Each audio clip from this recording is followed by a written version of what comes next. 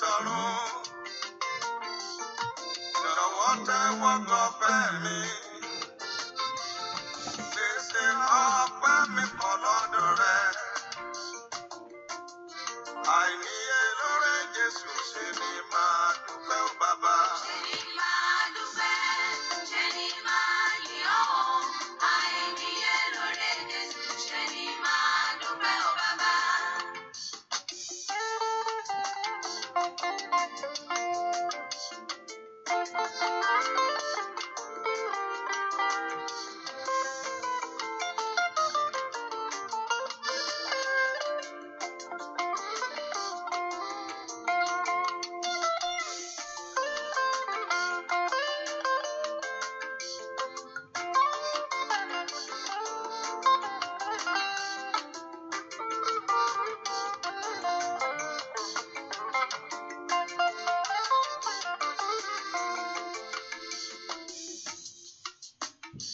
Ìjìnlẹ̀ olórúkọ ńláńlá, orúkọ Jésù, ó kárí ayé pátá ìjìnlẹ̀.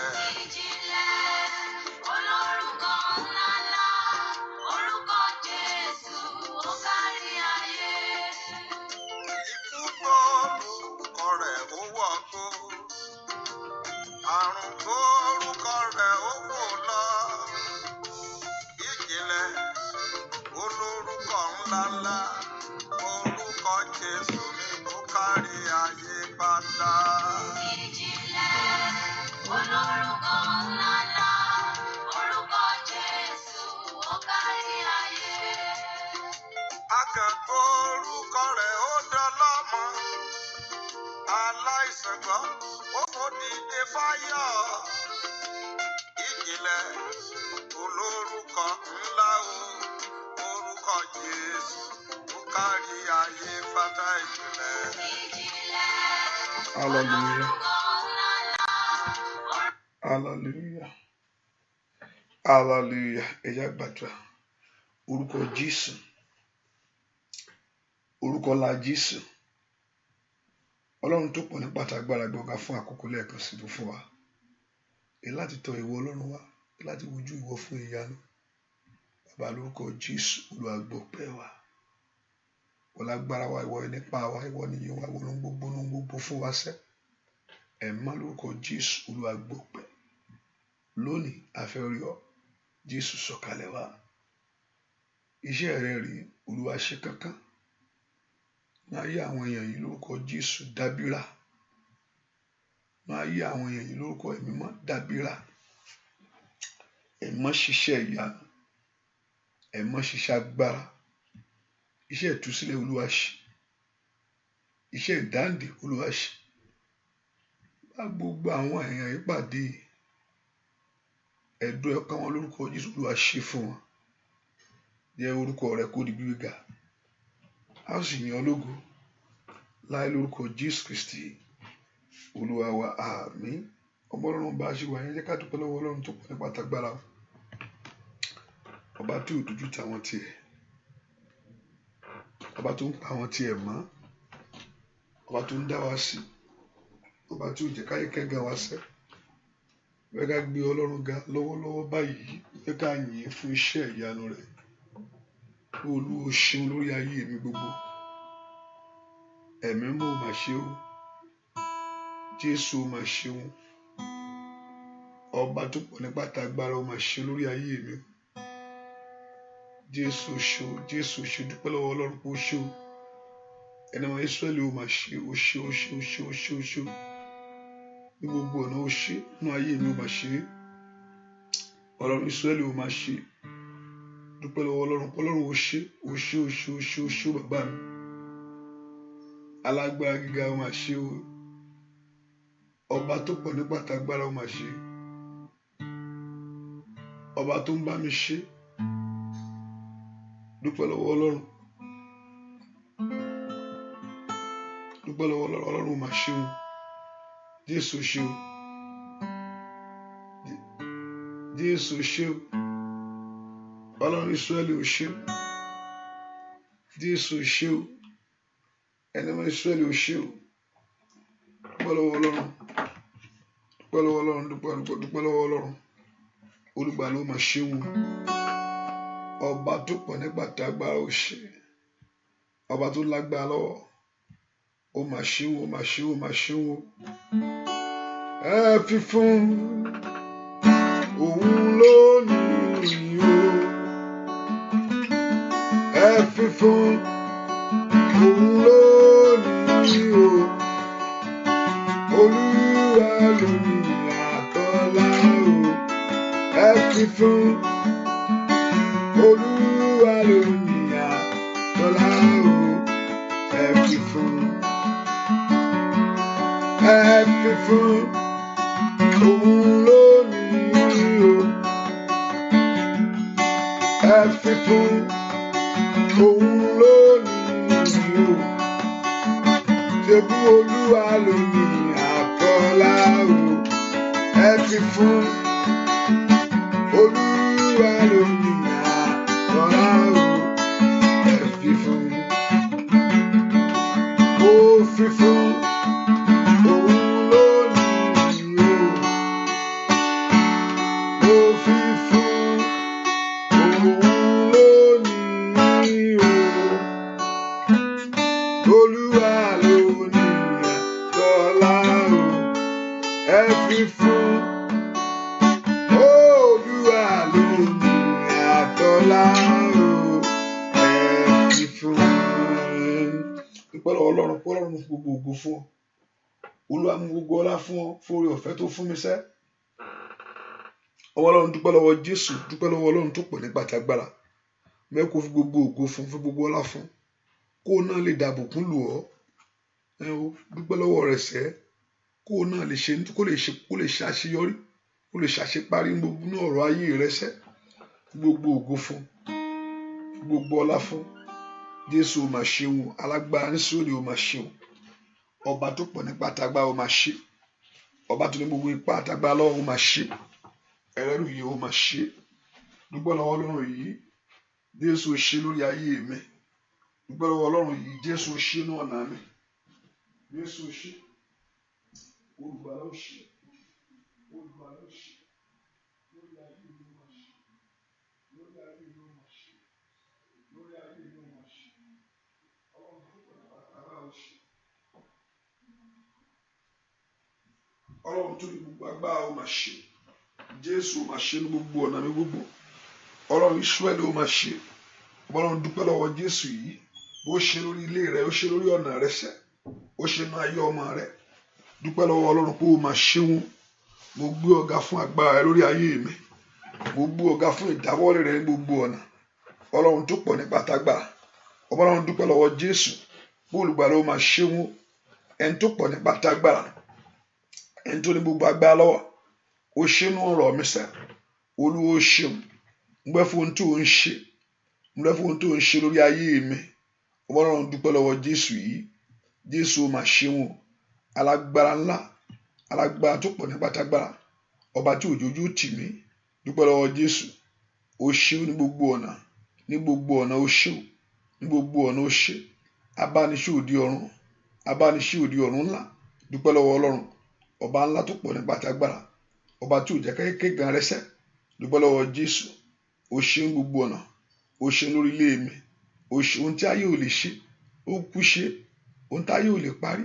Ó kú parí rẹ̀ ní ayé rẹ́sẹ̀. Dúpẹ́ lọ́wọ́ Ọlọ́run. Jésù ó máa ṣe wọn. Jésù ó máa ṣe wọn. Jésù ó máa ṣe wọn. Jésù ó máa ṣe wọn. Jésù ó máa ṣe wọn. Jésù ó máa ṣe wọn. Ọba tó pọ̀ nípa tagbára ó ṣe. Ọba tó ní agbára lọ́wọ́ ó máa ṣe. Jésù ó ṣe. Jésù ó ṣe. Ní gbogbo ọ̀nà ló ṣe fún mi. Ní gbogbo ọ̀nà fún ohun tó ń dáwọ́lé. Fún ohun tó ń yanjú. Dúpẹ́ lọ́wọ́ Ọlọ́run. Dúpẹ́ lọ́wọ́ Ọlọ́run yìí.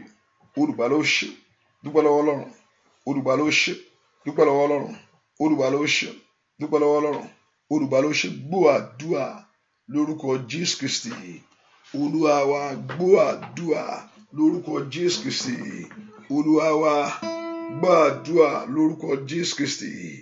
Olúwa wa, máa fi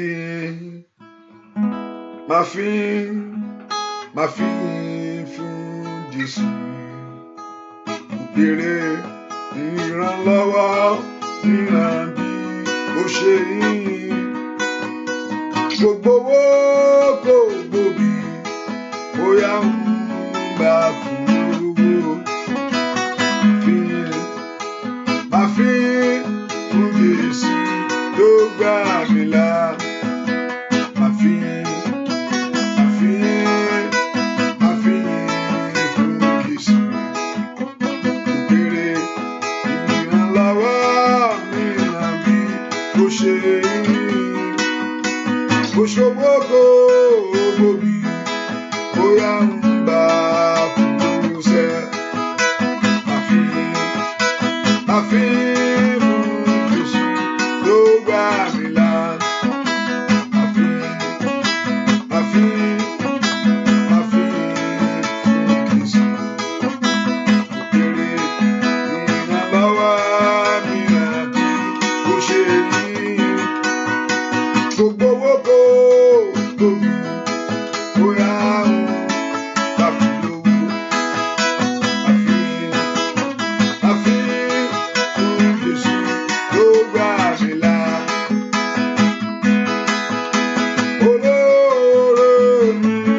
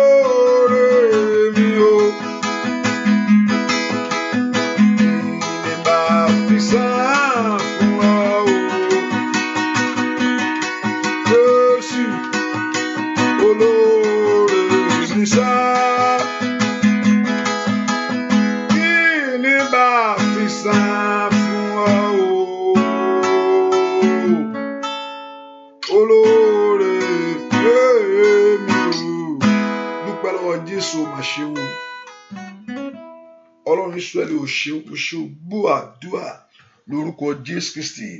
Olúwa wa gbogbo ìyẹn sọ fún Ọlọ́run jẹ́ kí ayé mi kó rí àánú gbà. Olúwa fi àánú rẹ wò mí lónìí, jẹ́ kí n rí àánú gbà. Olúwa má wo tẹ̀ṣẹ̀ mi o, ẹ̀jẹ̀ Jésù ṣàánú fún mi. Orúkọ Jésù kọ́lọ́run má ṣe wo tẹ̀ṣẹ̀ rẹ, kí ẹ̀jẹ̀ Jésù kó ṣàánú fún, kí ayé rẹ kó rí àánú gbà, kí ọ̀nà rẹ kó rí àánú gbà. Olúwa jẹ́ kí n rí àánú gbà níwájú rẹ lónìí. Àánú kó wọlé tọ̀ mí wá, ẹ kó porúkọ Jésù dáadáa. Àánú kó wọlé tọ̀ ayé rẹ wá, àánú kó wọlé tọ̀ iṣẹ́ rẹ wá, àánú kó wọlé tọ̀ ọmọ rẹ wá. Porúkọ Jésù, ayé rẹ kó gba àánú Ọlọ́run, ọ̀nà rẹ kó rí àánú gbàṣẹ́. Olúwa jẹ́ kí n rí àánú gbà, Olúwa jẹ́ kí n rí àánú gbà, jẹ́ kí n rí ọwọ́ àánú rẹ gbà. Ọmọ Ọlọ́run gbàdúrà, Olúwa jẹ́ kí n rí ọwọ́ àánú rẹ gbà. Porúkọ Jésù, Olúwa jẹ́ kí n rí ọwọ́ àánú rẹ gbà. Porúkọ Jésù, Olúwa jẹ́ kí n rí ọwọ́ àánú rẹ gbà. Ní orúkọ Jésù, Olúwa jẹ́ kí n rí ọwọ́ àánú rẹ gbà. Olúwa fọwọ́ àánú rẹ gbà mí lónìí. Olúwa fọwọ́ àánú rẹ gbà ayé mi. Olúwa fọwọ́ àánú rẹ gbà ọ̀nà mi. Olúwa fọwọ́ àánú rẹ gbà iṣẹ́ mi. Porúkọ Jésù sẹ́, àánú kó dájú sẹ́. Olúwa fi àánú rẹ gbà mí. Porúkọ Jésù, Olúwa fi àánú rẹ gbà mí. Porúkọ Jésù, Olúwa fi àánú rẹ gbà mí. Ọlọ́run porúkọ Jésù sẹ́, Olúwa jẹ́ kí n rí àánú rẹ gbà. Ọwọ́ àánú Ọlọ́run máa bọ̀ wá, ọwọ́ àánú Ọlọ́run máa bọ̀ wá. Porúkọ Jésù, ọwọ́ àánú Ọlọ́run máa bọ̀ wá lórí ayé mi, ọwọ́ àánú Ọlọ́run máa bọ̀ wá lórí iṣẹ́ mi, ọwọ́ àánú Ọlọ́run máa bọ̀ wá nínú ayé àwọn ọmọ mi. Ọmọ Ọlọ́run gbàdúrà pé kí ọwọ́ àánú Ọlọ́run máa bọ̀ ní orúkọ Jésù. Gbọ́ àdúrà lórúkọ Jésù Kristi Olúwa wa. Mo fẹ́ kó wọ́n tó bá ní òróró, mo fẹ́ kó lọ wá, wọ́n tó bá ní is not máa gbàdúrà ẹ lọ tó bá ní lẹ́gbẹ̀ẹ́, bó ṣùgbọ́n if you have it, just get the oil with you. I mean get the oil with you. Mo fẹ́ kó Ọlọ́run kó fi òróró ọ̀tún yàn án lónìí. I know mo fẹ́ kó òróró Ọlọ́run, the oil of favour, the oil of favour, òróró ojú rere. Kí gbogbo ọ̀nà tó bá ti lọ wàá rójú rere Ọlọ́run, wàá rójú rere èèyàn. Òróró tí ó ṣàn lórí rẹ tí ó mójú rere bá ayé rẹ ṣẹ́ will flow over your life. Orúkọ Jésù, ẹ̀yin ogun ọ̀run o, gbogbo ẹ̀ tá a fi ṣẹ́rán fún ayé mi o, iṣẹ́ ìyanu, gbogbo ẹ̀ tá a fi ṣẹ́rán fún ayé mi, Olúwa mú ọwọ́ kankan. Gbogbo agbára tó ṣe wọn mọ́lé, Olúwa tú sílẹ̀. Ẹ̀ tá a fi ṣe ayọ̀ mi rán, Olúwa tú sílẹ̀. Ẹ̀ tá a fi ṣe àṣeyọrí mi rán, Olúwa tú sílẹ̀. Ọ̀pọ̀lọpọ̀ ìgbà míì ìwọ gan fẹ́ ṣẹlòmíì lóore, ṣùgbọ́n nǹkan tí ò jẹ́ kí ìwọ gan ṣe. Pé kí Ọlọ́run alààyè lórúkọ Jésù Mikali Pradakaba, ẹ̀ tá a fi ṣe ayọ̀ mi rán, ó yá lórúkọ Jésù ẹ̀mí má tú sílẹ̀. Matidagaba Ushatayaba, lórúkọ Jésù Olúwa tú sílẹ̀. Lórúkọ Jésù Olúwa tú sílẹ̀. Ẹ̀ tá a fi ṣe àṣeyọrí ní orúkọ Jésù Olúwa tú sílẹ̀. Lórúkọ Jésù Olúwa tú sílẹ̀. Lórúkọ Jésù Olúwa tú sílẹ̀. Lórúkọ Jésù ẹ̀ tá a fi ṣe ìgbéga rán ní orúkọ Jésù Olúwa tú sílẹ̀. Lórúkọ Jésù tú sílẹ̀ kó wá mi wá. Tú sílẹ̀ lórúkọ Jésù kó tú sílẹ̀ sẹ́. Ọmọ Ọlọ́run gbàdúrà ẹ̀ tá a fi ṣe àṣeyọrí lórí ayé mi, ẹ̀ má tú sílẹ̀. Ó yá kó máa bọ̀ wá. Ó yá kó máa bọ̀ wá. Ó yá kó máa bọ̀ wá. Ó yá kó máa bọ̀ wá. Ó yá kó máa bọ̀ wá. Ó yá kó máa bọ̀ wá. Ó yá kó máa bọ̀ wá. Ó yá kó máa bọ̀ wá. Orúkọ Jésù iṣẹ́ àṣeyọrí ẹ̀ tá a fi ṣe àṣeyọrí ayé mi rán ní orúkọ Jésù. Ó yá Olúwa tú sílẹ̀. Ó yá kó máa bọ̀ wá ní orúkọ Jésù. Ọmọ Ọlọ́run gbàdúrà ó dára kó máa bọ̀. Ó dára kó máa bọ̀. Ó dára kó máa bọ̀. Ẹ̀ tá a fi ṣe àṣeyọrí fún ayé rẹ sẹ́ ní orúkọ Jésù. Ẹ̀ má tú sílẹ̀. Gbogbo agbára tó ṣe mọ́lẹ̀, gbogbo agbára tó dènà rẹ̀ ní orúkọ Jésù. Agbára náà kó bàjẹ́. Agbára náà kó bàjẹ́. Agbára náà kó bàjẹ́. Agbára náà kó bàjẹ́. Agbára náà kó bàjẹ́. Agbára náà kó bàjẹ́. Agbára náà kó bàjẹ́. Gbọ́ àdúrà lórúkọ Jésù Kristi Olúwa wa. Orúkọ Jésù, ẹ̀yin ogun ọ̀run ẹ fi àṣeyọrí sí ọ̀rọ̀ mi. Kéèyàn máa ṣe kó má rí ṣe o, nǹkan burúkú ni láyé. Kéèyàn dáwọ́lé nǹkan kó má yanjú, kò ṣe nǹkan tó dáa. Kéèyàn wá àwọn ẹgbẹ́ rẹ̀ tó ju olúwẹ̀ lẹ́ẹ̀bí tó ti bá olúwẹ̀, kì í ṣe nǹkan tó múnú yàn dùn. Bàtà àwọn tó yẹ pé ìwọ gan ló fọ̀nà wọn, àwọn náà ló tún wá lọ́gbà bá lọ ṣe wá dàgbẹ́ pé òwà mọ̀ ṣe. Ẹ porúkọ Jésù sẹ́, ẹ̀yin ogun ọ̀run o, ẹ fi àṣeyọrí sí ọ̀rọ̀ ayé mi. Ẹ jẹ́ kí àṣeyọrí kó wọnú ọ̀rọ̀ ayé mi lọ. Ẹ jẹ́ kí àṣeyọrí kó wọnú iṣẹ́, má jẹ́ ń bó níṣẹ́ ṣe. Ẹ jẹ́ kí àṣeyọrí kó wọnú ayé mi lọ. Ẹ gbà fún mi lórílẹ̀‐èdè yìí. Ẹ gbà fún mi ní ìdáwọ́lé mi gbogbo. Ẹ gbà fún mi ní ayé mi. Bẹ́ẹ̀ kó porúkọ Jésù, àṣeyọrí wọnú ọ̀rọ̀ mi lónìí. Olúwa jẹ́ kí àṣeyọrí kó wọnú ọ̀rọ̀ mi lọ. Ní orúkọ Jésù, jẹ́ ń ṣàṣeyọrí, jẹ́ ń ṣàṣeyọrí. Orúkọ Jésù, ní 2018, Olúwa mú mi ṣàṣeyọrí, mú mi ṣàṣeyọrí rere. Ọmọ Ọlọ́run gbàdúrà, Olúwa mú mi ṣàṣeyọrí rere. Mi ì gbúdọ̀ dínkù rẹ̀tẹ̀, mi ì gbúdọ̀ rẹ̀yìn. Ó yá ó yá ó yá, ní orúkọ Jésù, gbogbo agbára tí ń pè ọ́ ládé rẹ̀yìn. Ó yá ó yá ó yá ó, ní orúkọ Jésù, agbára náà kó bàjẹ́. Gbogbo ìṣe tí ń pè ọ́ ládé rẹ̀yìn, ó lè àyàbò òṣìkàtà táwọn ẹgbẹ́ ń ju ẹ lẹ̀. Ó yá ní orúkọ Jésù, ẹ̀yin ogun ọ̀run, ó yá ó yá ó yá ó yá ó yá ó yá. Mo fẹ́ ṣàṣeyọrí ní orúkọ Jésù, ní orúkọ Jésù, ní orúkọ Jésù, ní orúkọ Jésù, ní orúkọ Jésù, ní orúkọ Jésù, ní orúkọ Jésù, ní orúkọ Jésù. Mú mi ṣàṣeyọrí rere. Ọmọ náà gbàdúrà máa ń tira bàbá ṣàtàyàbá. ẹ gbàdúrà sẹ́ ọlọ́run mú mi ṣàṣeyọrí oríire ní orúkọ Jésù olúwa mú mi ṣàṣeyọrí rẹ̀ ní orúkọ Jésù óyá ní orúkọ Jésù ọmọlọ́run gbàdúrà ní orúkọ Jésù ní orúkọ Jésù ní orúkọ Jésù gbọ́ àdúrà lórúkọ Jésù Kristi olúwa wa man of God bless you. Bàbá jẹ́ kí n tẹ́gbẹ́ mo ní Jésù jẹ́ kí n tẹ́gbẹ́ o nídìílé bàbá o nílìdé ìyá o ojú máa tì mí o fún mi lọ́rọ̀ sọ o bàbá jẹ́ kí n tẹ́gbẹ́ tí o bá lè ṣe nǹkan táwọn ẹgbẹ́ ń ṣe ìtìjú ni o ìrònú ńlá ni ẹ̀yin ò yọjú sí wọn ni ẹ jẹ́ àjọ máa ṣe tí wọ́n lọ ẹ jẹ́ ẹjọ́ máa ṣe tí wọ́n lọ ní o ẹjọ́ máa ṣe tí wọ́n lọ ní o mo sọ ẹ̀yin náà wá ní ẹ má jẹun wájú irú èmi kọ́ lọ́wọ́ ń bẹ̀ irú ẹ oṣù kòtò ẹ bàbá jẹ́ kí n tẹ́gbẹ́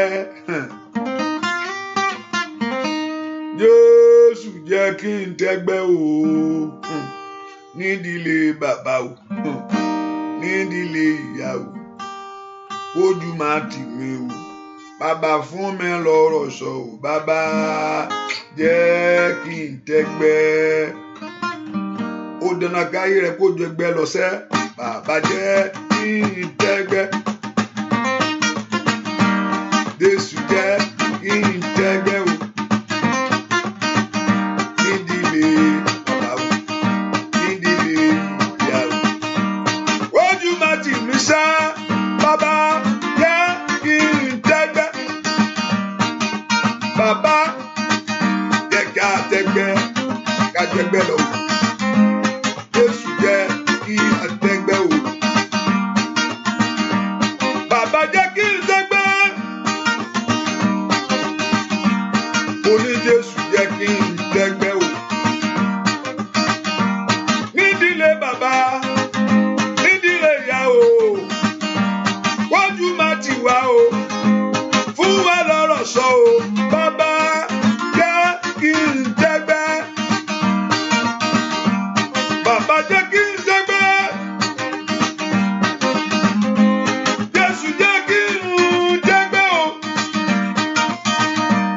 bàbá jẹ́ kí n tẹ́gbẹ́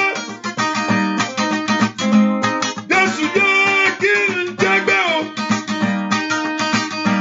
nídìílé bàbá nídìílé ìyá o kójú má tì mí o bàbá jẹ́ kí n tẹ́gbẹ́ sọ bẹ́ẹ̀ bàbá jẹ́ kí n tẹ́gbẹ́ kí ló wá báyé ṣe o bàbá jẹ́ kí n tẹ́gbẹ́ wọ́n ní kójú ẹgbẹ́ lọ bàbá jẹ́ kí n tẹ́gbẹ́ lórí ayé rẹ o bàbá jẹ́ kí n tẹ́gbẹ́ lórílẹ̀-èdè bàbá jẹ́ kí n tẹ́gbẹ́ lórí ọmọ rẹ o bàbá jẹ́ kàn tẹ́gbẹ́ óyá bàbá jẹ́ kí n tẹ́gbẹ́ àṣìyàwó ilé bàbá jẹ́ kí n tẹ́gbẹ́ àtọkọ óyá bàbá jẹ́ kí n tẹ́gbẹ́ bí màmá àti bàbá bàbá jẹ́ kí n tẹ́gbẹ́ gbogbo rẹ̀ ṣe láyé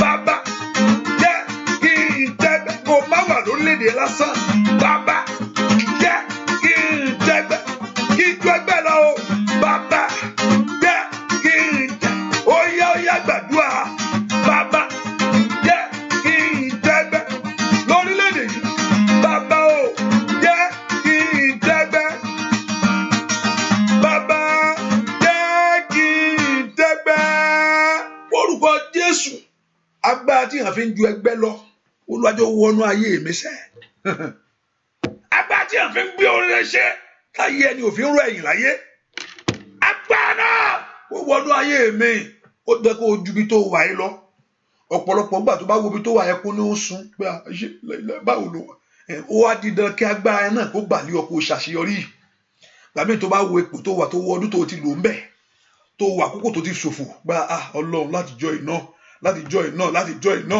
láti ẹkún ni ó bọ̀ sí ó wá dán kí ẹkún rẹ kó dákẹ́ ní ọdún yìí kí ìyanu rẹ kó bẹ̀rẹ̀ ọba Ọlọ́run pe orúkọ Jésù ẹ̀yin ogun ọ̀run ẹ gbà fún mi ẹ jẹ́ n ju ẹgbẹ́ lọ́nu ọdún yìí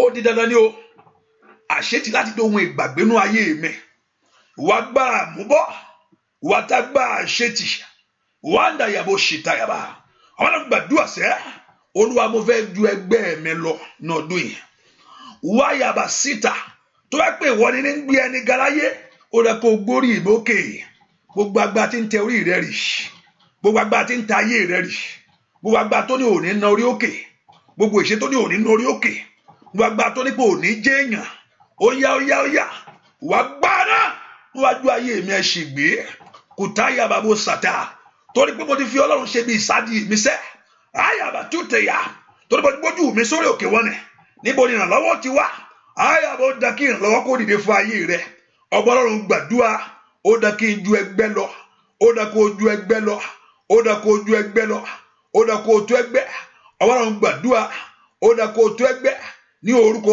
Jésù ó dá kó tó ẹgbẹ́ ní orúkọ Jésù ó dá kí n ju ẹgbẹ́ lọ nínú ọdún yìí ó màtíàdà limpredokaya lambrade kẹtẹ ohun táyé sọ pé ò lè ṣe yẹn ó dá kó ṣe ohun táyé sọ pé ò lè ní ó dá kó ní orúkọ Jésù ní orúkọ Jésù ọba Ọlọ́run gbàdúrà ó dá kí àdúrà kó ṣe fún ọ láyé ní orúkọ Jésù ó dá kí àdúrà kó jẹ́ fún ọ Ọlọ́run gbàdúrà sẹ́ ó dá kí n tẹ́gbẹ́ o Ọlọ́run gbàdúrà lórílẹ̀‐èdè yìí ní orúkọ Jésù mú mi nípò ẹrú mímú kúrò ní ipò ẹrú ní orúkọ Jésù ó yá gbogbo agbá tí ń pè ní adérẹ̀yìn ọba Ọlọ́run gbàdúrà agbá náà kó ṣègbé gbọ́ àdúrà lórúkọ Jésù Kristi Olúwa wa mi mọ̀ bẹ́ẹ̀ nìkan ń jáde rẹ̀yìn mi rò bẹ́ẹ̀ kò lè possible bẹ́ẹ̀ nìkan jẹ́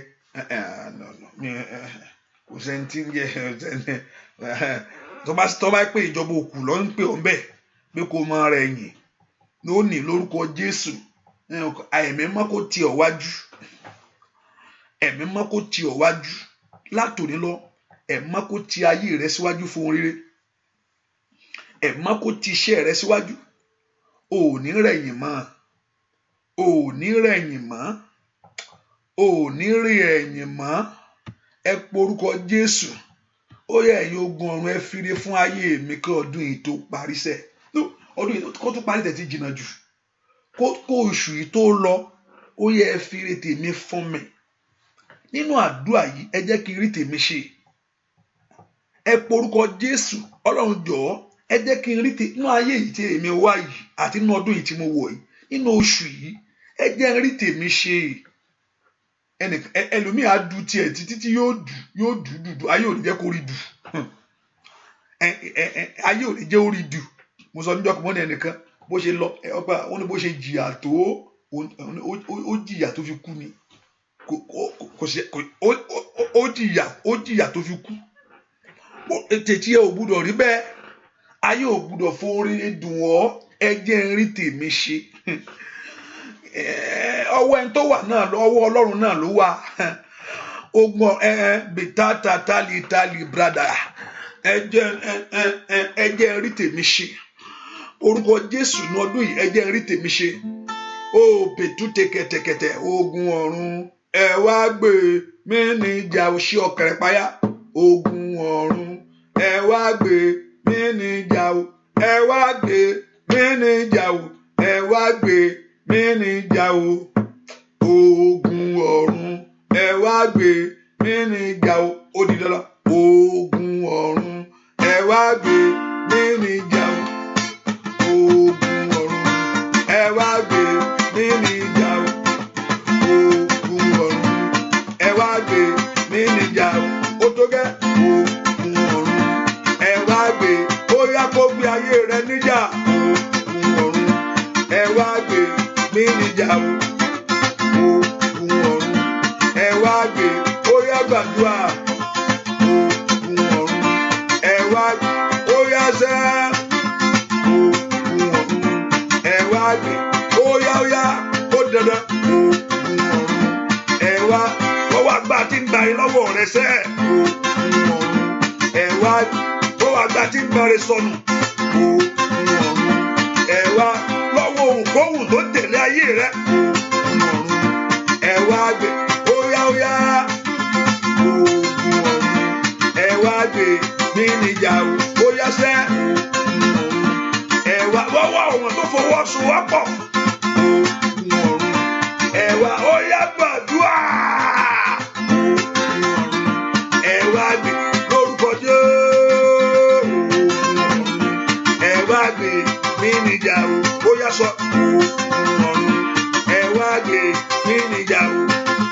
ogun ọ̀run ẹ wá sọ bẹ́ẹ̀ ogun ọ̀run ẹ wá gbé mí ilé dájà bàbá ogun ọ̀run ẹ wá gbé mí níjà o sọ bẹ́ẹ̀ ogun ọ̀run ẹ wá gbé mí níjà o sọ bẹ́ẹ̀ ogun ọ̀run ẹ wá gbé ó di dandan kọjá fún ọ̀sẹ̀ ogun ọ̀run ẹ wá gbé mí níjà o ogun ọ̀run ẹ wá gbé sọ bẹ́ẹ̀ ogun ọ̀run ẹ wá gbé mí níjà o sọ bẹ́ẹ̀ ogun ọ̀run ẹ wá gbé mí níjà o ogun ọ̀run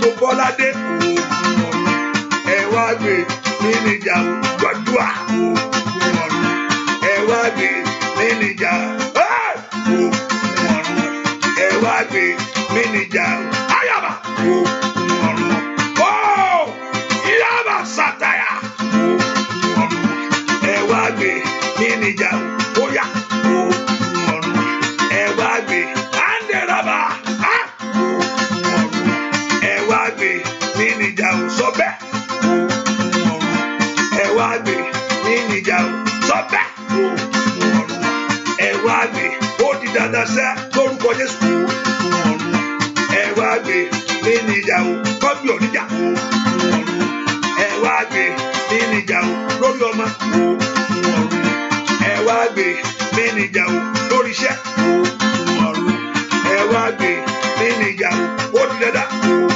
ọ̀run ẹ wá gbé mí níjà o lọ́wọ́ agbára yìí ogun ọ̀run ẹ wá gbé mí níjà o lọ́wọ́ èèyàn yìí ogun ọ̀run ẹ wá gbé wọ́n gbé ìjà rẹ sẹ́ ogun ọ̀run ẹ wá gbé óyá óyá ayaba ogun ọ̀run ẹ wá gbé mí níjà o lónìí ní ogun ọ̀run ẹ wá gbé mí níjà o káyàbá ogun ọ̀run ẹ wá gbé mí níjà o.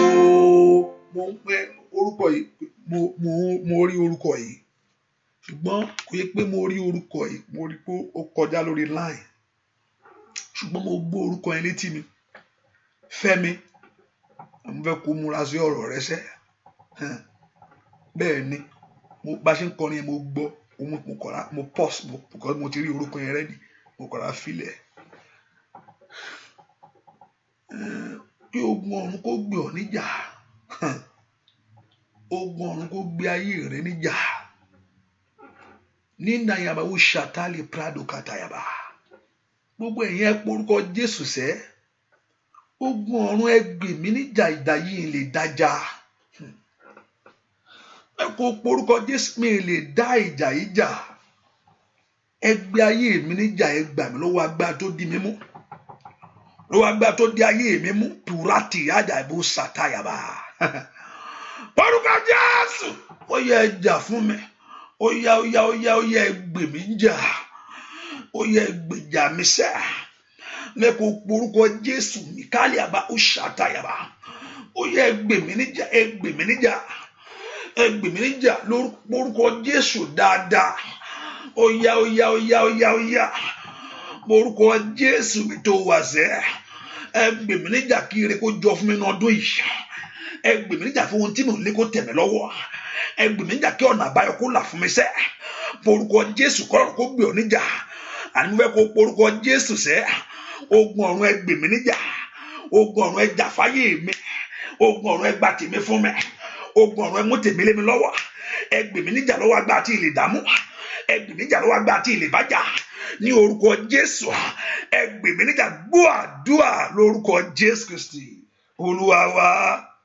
Arábìnrin tí mo rí mi kan ó kù díẹ̀ kí n block yín dé o ó kù tíntìní ẹ̀mí kò mọ̀ arábìnrin kan wà mẹ́ ó kù díẹ̀ kí n block ẹ̀ But Moko, because I saw that you pressed something, but it's okay.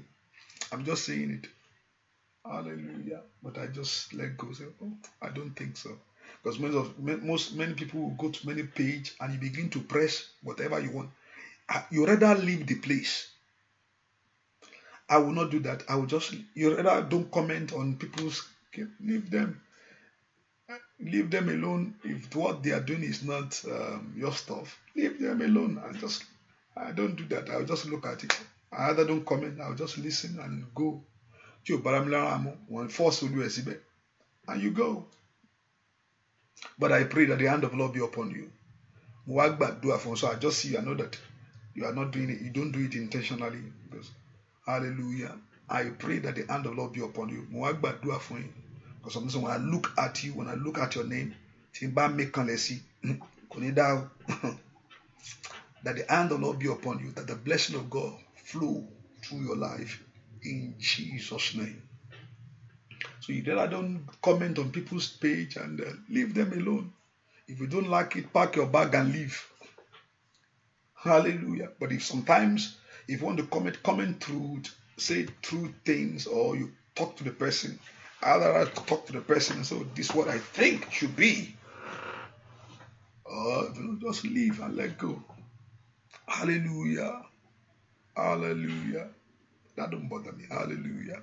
Orúkọ Jésù ṣe ọgbọ́n ẹ ṣe àṣeyọrí lórí ayé mi ṣe o. Ẹ jẹ́ kí n ní àṣeyọrí nínú ọdún yìí. Ẹ jẹ́ kí n ní àṣeyọrí nínú ọdún yìí ṣe. Ẹ jẹ́ kí n ní àṣeyọrí nínú ọdún yìí. Ẹ gbé ayé mi níjà. Ibikíbi tá bá fi rí ayé mi sí o. Ibikíbi tá bá fi ògo mi sí. Ibi tá bá fi ẹwà mi sí. Ó yẹ gbà fún mi. Lọ́wọ́ àwọn àgbààgbà ènìyàn tó dúró tí ò fẹ́ kí ìyanu ṣẹlẹ̀ yìí. Lọ́wọ́ àwọn tó jù mí lọ. Tó ní àníṣe bó ṣe máa dúró ló ṣe wà yẹn. Ayábàkúta yaba. Ó yẹ gbé ayé mi níjà. Ẹ jà fún mi. Ìdí mo fẹ́ kẹ́ ẹ jà fún mi mo fẹ́ wá. Mo fẹ́ kẹ́ ẹ gbọ̀rọ̀ mi rò kẹ́ ẹ fi jẹ́ kó já sí ìyanu mo fi fọ̀rọ̀ mi lọ yìí. Lórúkọ Jésù. Ó yá ìwọ níbi ìsádi àtagbára mi. Ọmọ Ọlọ́run porúkọ Jésù ogun ọ̀run ẹ gbè mí níjà. Porúkọ Jésù ẹ gbè mí níjà. Ó yẹ jà, ó yẹ jà, ó yẹ jà. Mọ́nà gbàdúrà, ó yẹ jà. Fún ayé àwọn ọmọ mi, ó yẹ jà. Lórí iṣẹ́ mi, ó yẹ jà.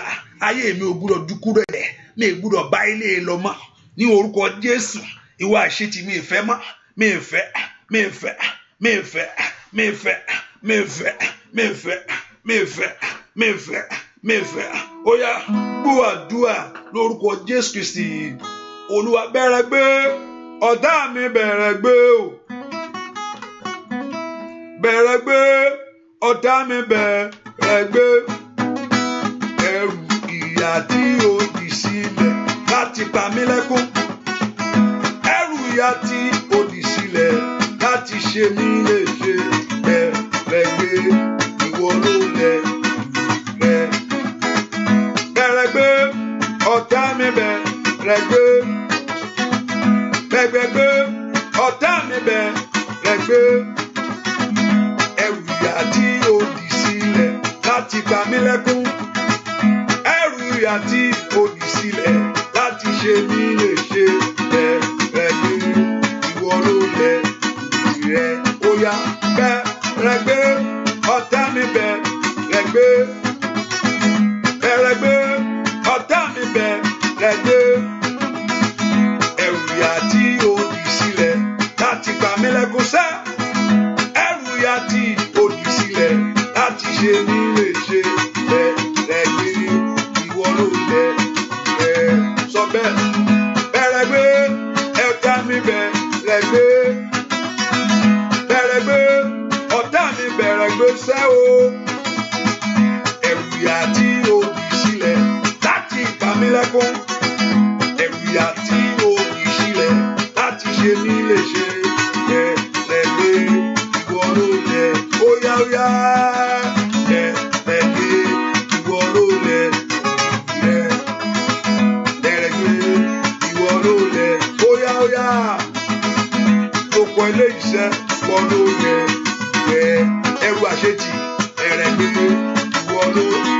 lọ́wọ́ ní gbogbo ọ̀nà sẹ́ bẹ̀rẹ̀ gbé ìwọ ló ó yá lórúkọ Jésù.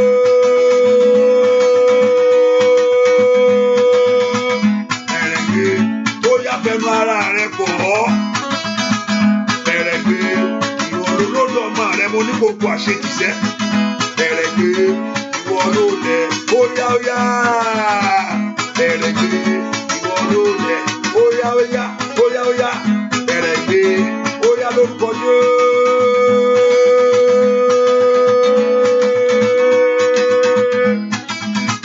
Bẹ̀rẹ̀ gbé ìwọ ló lẹ̀ lẹ̀ sọ bẹ́ẹ̀ bẹ̀rẹ̀ gbé ìwọ ló lẹ̀ ó yá bẹ̀rẹ̀ gbé ìwọ ló lẹ̀ ó yá sẹ́ bẹ̀rẹ̀ gbé ìwọ ló lẹ̀ lẹ̀ bẹ̀rẹ̀ gbé ìwọ ló lẹ̀ lẹ̀ bẹ̀rẹ̀ gbé ìwọ ló lẹ̀ ó yá sẹ́ bẹ̀rẹ̀ gbé ìwọ ló lẹ̀ ó yá sẹ́ bẹ̀rẹ̀ gbé ìwọ ló lẹ̀ ó yá lórúkọ Jésù.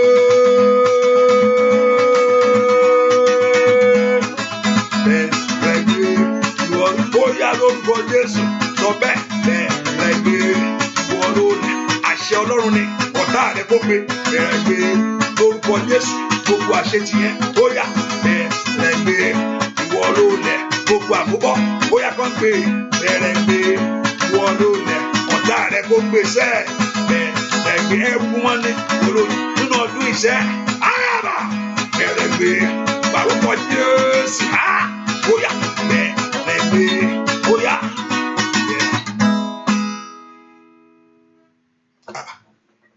Ẹnìkan gbàdúrà Olúwa jẹ́ kí ojú rere padà sí ọ̀dọ̀ mi má jò ó sá fún mi. Ẹnìkan gbàdúrà o sọ fún Ọlọ́run ojú rere jẹ́ ó padà sínú ayé mi gbogbo agbá tó ní kójú rere kó kù níwájú ọ̀nà rẹ tó bá ti déwájú àwọn èèyàn kan má ṣe ọ lóore mọ́. Ẹni tó bínú sọ̀rọ̀ òdì sí pé ò ní rójú rere mọ́ ẹni tó bínú sọ̀rọ̀ òdì sí ẹ pé ò ní rójú rere mọ́ pé tó bá ti dó síwájú àwọn èèyàn kó má rójú rere mọ́. Ọ̀pọ̀lọpọ̀ ọ̀rọ̀ lásán ló sọ sọ ayé ẹ̀ ó sì ń tẹ̀lé bẹ́ẹ̀ ni á dàbẹ̀ pé ogun ń jà ogun ọ̀rọ̀ ló ń jà gbogbo ẹni tí ogun ọ̀rọ̀ ń jà lónìí jẹ́ pé tó bá dúró síwájú àwọn èèyàn wọ́n ṣe ọ́ lórí òrójú rere mọ́ lórúkọ Jésù ọ̀rọ̀ náà kó padà ọ̀rọ̀ tá a bá sọ sórí ayé rẹ tí ò fi rójú rere níwájú àwọn èèyàn mọ́ lórúkọ Jésù ohunkóhun tí ọ̀tá lò láti lo agbára ẹ lórí ẹ lórúkọ Jésù mo dúró gẹ́gẹ́ bí agbára Ọlọ́run lónìí bí ikọ̀ àtìríjú rẹ̀ lórúkọ Jésù a dá ọ̀rọ̀ náà padà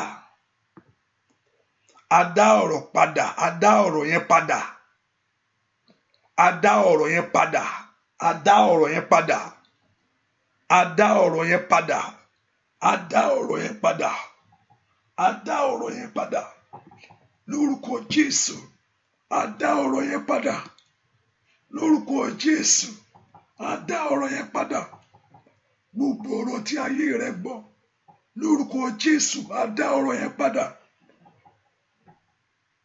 gbogbo ọ̀rọ̀ tí ayé rẹ gbọ́ a dá padà.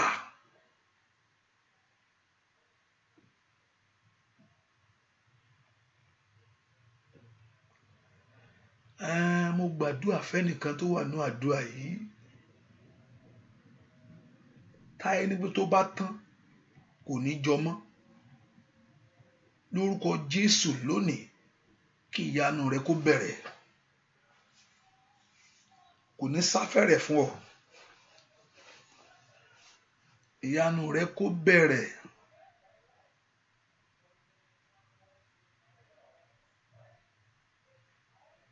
mo gbàdúrà fẹ́nìkan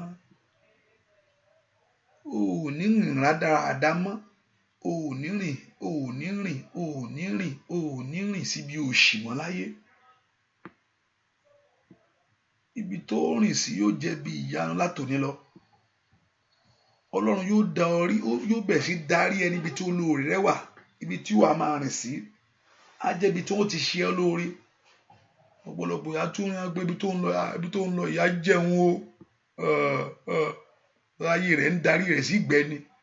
Àyà bàbá òṣàtàyà bò ẹ̀ má kó darí rẹ̀ síbi eré ìyá jẹun ibi tó ń lọ ojú tí òun bẹ̀ wọ́n yẹ̀yẹ́ mi bẹ̀ ẹ̀ ṣá wọ́n yẹ̀yẹ́ ni ó ga kálóhùn tí mo wò bá jókòó lé agbára tó ní kó mọ ibi tó ń darí rẹ̀ lọ síbi yẹ̀yẹ́ lórúkọ Jésù mùkáyàbá òṣàtàyàbá lórúkọ Jésù mẹtìràkàtà lórúkọ Jésù nìkébredótàyàbá màlú predókàtìdìkàtà wà ilà abradókàtà lórúkọ Jésù kọ́lọ́run kó darí rẹ̀ síbi rẹ̀ ẹ pọ orúkọ Jésù lórúkọ Jésù gbogbo agbára tí ń tẹ̀lé ayé mi kiri tí ò jẹ́ kí n rí ìyanu Olúwa jẹ́ ó padà lónìí ẹrù tí ọ̀tá dì Olúwa dá padà ẹrù tí ọ̀tá dì lórí ayé mi ẹ má jẹ́ kán dorí gbé ẹrù wọn lónìí ọ̀tá tó kókó fo nínú àdúrà yìí mo fẹ́ bọ́ nínú ọdún èmi náà fẹ́ bọ́ mo fẹ́ mọ eré wọ́n ń fetí sọ pé wọ́n lọ́mọ èmi náà fẹ́ lọ́mọ kí ló dé ìbú wọn náà ló ṣẹ̀dá mi wọ́n ló ṣẹ̀dá wọn àyàbá bó sàtáyàbá gbogbo èèyàn ń ṣe oríire wọ́n ń lò wọ́n ń rówó lò wọ́n ń rọ́kọ̀ lò wọ́n ń gọ̀kọ̀ ọkọ̀ bọ̀gìnì wọ́n ń gun wọ́n ń gbénu ilé èmi náà fẹ́ ṣe màtídà tàtà lì kàtàyàbá màtúdà gàdàbà kàtàyà màsú tòtòtòtòtò morúkọ Jésù óyá ó di dandan sẹ́ gbúàdúà lórúkọ Jésù Kristi gbogbo ènìyàn sọ pé ọlọ́lá ni ọ́ gbogbo ènìyàn sọ pé sẹ́ ọlọ́lá ni ọ́ bàbá jẹ́ kọ́lá rẹ̀ hàn o lórí ayé mi o bàbá gbogbo ènìyàn sọ pé ọlọ́lá ni ọ́ gbogbo ènìyàn sọ pé ọlọ́lá ni ọ́ ọlọ́lá jẹ́ nínú ayé mi o bàbá gbogbo ènìyàn sọ pé ọlọ́lá ni ọ́ ẹbí sọ pé ọlọ́lá ni ọ́ Jésù jẹ́ kọ́lá rẹ̀ hàn lórí iṣẹ́ mi ò bàbá gbogbo ènìyàn sọ pé ọlọ́lá ni ọ́ ẹbí sọ pé sẹ́ ọlọ́lá ni ọ́ kábíyèsí jẹ́ kọ́lá rẹ̀ hàn o nínú ilé mi ò bàbá jẹ́ kọ́lá rẹ̀ hàn o lórí óyá jẹ́ kọ́lá rẹ̀ hàn o lórí óyá ó di dandan sẹ́ jẹ́ kọ́lá rẹ̀ hàn o nínú iṣẹ́ mi ò bá sọ bẹ́ẹ̀ jẹ́ kọ́lá rẹ̀ hàn o nínú ilé mi ò bàbá jẹ́ kọ́lá rẹ̀ hàn o lórí óyá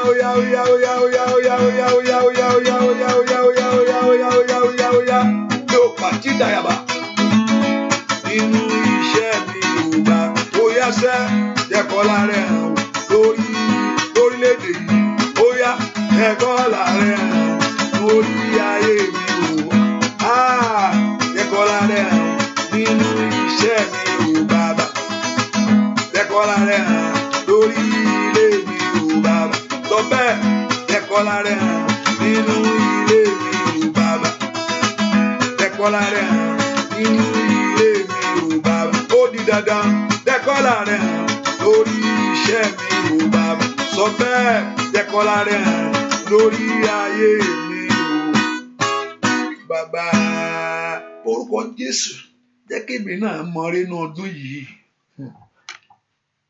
Olúwa nínú ọdún tí mo wọ̀ yìí jẹ́ kébì náà mú àṣeyọrí jẹ́ kébì náà di ọlọ́kọ láyé àtọlọ́mọ ohun rere gbogbo ìwù mi gbogbo agbára tó fi ń dùn mí gbogbo májẹ̀mú torí kò tọ́ sí mi gbogbo ìkàyàn torí kò yẹ mí bá ń dójú tì wọ́n ó wù gbogbo wọn ní kó máa wù ọ́ ní ṣùgbọ́n ó yẹ ó dá kó ṣẹ lórí ayé rẹ sẹ́ gbogbo agbára tó ń fi ire tó wù mí dùn mí gbogbo agbára tó ń fi ire tó wù mí tó fi ń dùn ayé mi gbogbo agbára tó fún ire tó wù ọ́ wọn ní kó máa wù ọ́ ní ṣùgbọ́n kó mọ́ dọ̀dọ̀ rẹ gbogbo agbára tó ní kí ìyanu má ṣẹ lórí ayé rẹ sẹ́ ọmọ Ọlọ́run porúkọ Jésù bá agbára náà ire ìwù mi Ọlọ́run jẹ́ ó ṣẹlẹ̀. Ó ní ẹni tí ń béèrè ní rí gbà, ó ní ẹni tí ń béèrè ní rí gbà, ẹni tí ń béèrè ní rí gbà, ẹni tí ń béèrè ní rí gbà, ẹni tí ń béèrè. Ọlọ́run jẹ́ kí ọ̀rọ̀ rẹ kó wá sí ìmúṣẹ. Ọmọ Ọlọ́run porúkọ Jésù, Olúwa jẹ́ kí ọ̀rọ̀ rẹ kó wá sí ìmúṣẹ lórí ayé mi.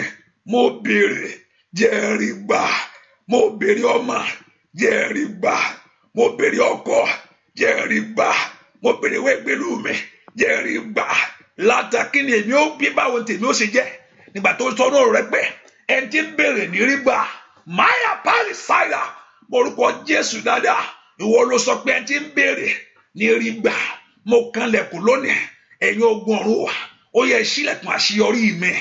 Orúkọ Jésù nínú ọdún ìṣẹ́ mo ń fẹ́ ìyàtọ̀ fún oore rẹ̀ ní orúkọ Jésù. Màtí dàgàbàgàbà, màtí gàbàgàbà. Ọlọ́run gbàdúrà nìkídàbà ó dójú ẹ̀ báyìí ní orúkọ Jésù. Mo fẹ́ gbárí ayọ̀ mi, mo fẹ́ ṣàṣeyọrí. Ṣèbí ọwọ́ rẹ̀ ti ń ṣà, ìwọ ní fún yàn láyè, ìwọ ní gbé ẹni galáyè ní orúkọ Jésù. Ó yẹ ó di dandan gbẹmíga gbẹmíga gbẹmíga gbẹmíga gbẹmíga gbẹmíga gbẹmíga màkà tó tètè màtúrà gàdàbà ní orúkọ Jésù, ní orúkọ Jésù, ní orúkọ Jésù.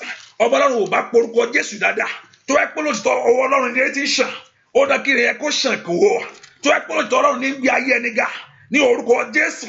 Màtídà kàpàyàbà ràtídà gàbà mìkàtúdà gàbà màwúrò kẹtẹ orúkọ Jésù sẹ́ ó dá kó gbé ayé rẹ̀ sókè sẹ́ ní orúkọ Jésù. Ọlọ́run ti rẹ̀ ṣàn lọ́wọ́ rẹ̀ ní orúkọ Jésù. Ó di dandan ni o gbọ́ àdúrà lórúkọ Jésù Kristi Olúwa wa. What to share prayer, make sure you do that by God's grace. What to share, make sure you share it. Look at it very well. 1 Samuel chapter 1 verse 2. 1 Samuel chapter 1 verse 2. Look at it, what Anna said in that scripture. Anna said in that word, the Lord maketh the poor, the Lord maketh the rich, the Lord bringeth low and lift up. The Lord maketh the poor, He maketh the rich. It's not that God created everyone said, you're going to be poor, you're going to be poor, you're going to be rich. No, God is not saying that. He's saying that those that you see that they are poor, God is the same, their father. Then that the rich people also, being rich, also God is the one. Anyone that you see up, God is the one. Anyone that Allah in charge is just telling us that God is in charge. Look at it very well. Now, if you say, oh, God created the one to be poor, God, no, look in verse 8, and it said, He raised up the poor out of the dust. So that means, oh, when to poor, but no, you poor to keep your long yepe anende ya ushadayaba melude ka prado tikete ye only shitaye. Look at the oriental to and he look at he raised up the poor out of the dust. So and to ba poor to mo pe poor yo nse ti ohun wo ono wa fa jáde ko nu ya yen o láti gbàdúrà ní pé Ọlọ́run gbọ́ èṣù ní èṣù ní so mo fẹ́ kó múra sí ọ̀rọ̀ rẹ níṣẹ́ o so tọ́lọ́run bá ń ṣe èyí Ọlọ́run bá ń ṣe ó dá kó ṣe Olúwa o ó dá mi má bànújẹ́ o ó dá mi mélèé tèmi rí o èmi mọ̀ bẹ́ẹ̀ torí pé aláàánú ni ọ́ Olúwa o ó dá mi má bànújẹ́ o èṣù ló ṣe kà o Olúwa fà mí yọ kíákíá.